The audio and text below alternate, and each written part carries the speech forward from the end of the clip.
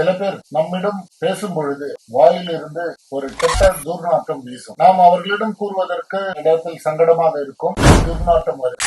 நேரங்களில் பல் சரியாக துலக்கவில்லை என்றால் துர்நாற்றம் வீசும். பல் சொத்தை போன்ற பிரச்சனைகள் இருந்தால் நிச்சயமாக துர்நாற்றம் வீசும். வயிறு மற்றும் குடல் சார்ந்த பிரச்சனை இதற்கு சம்பந்தம் உண்டா அப்படி என்று கேட்டால் நிச்சயமாக இருக்கிறது.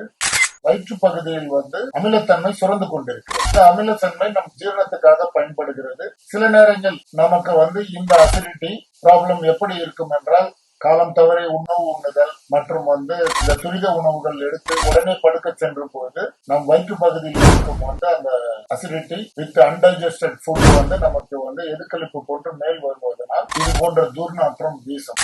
இதை தடுப்பது எப்படி என்று பார்த்தீங்கன்னா, இதன் உணவு சராசரிதம் காய்கறி நிறைந்த உணவுகளை எடுத்துக் கொள்ள வேண்டும். படுக்க செல்வதற்கு முன் குறைந்தது 2 மணி நேரம் உணவை கொள்ளும் நேரத்தை இதை தூங்குவதற்கும் உள்ள இடைவெளியை மெயின்டைன் பண்ணும். இதற்கு தகுந்த சிகிச்சை உண்டு. தென் மருத்துவமனையில் இது போன்ற பல்வேறு பிரச்சனை உள்ளவர்களுக்கு எண்டோஸ்கோபிக் மூலமாக கண்டுபிடித்து இதற்கு உரிய சிகிச்சை அளித்துக் கொண்டால் இந்த வாயில் ஏற்படும் துர்நாற்றத்தை முற்றிலுமாக ஒழித்துவிடலாம்.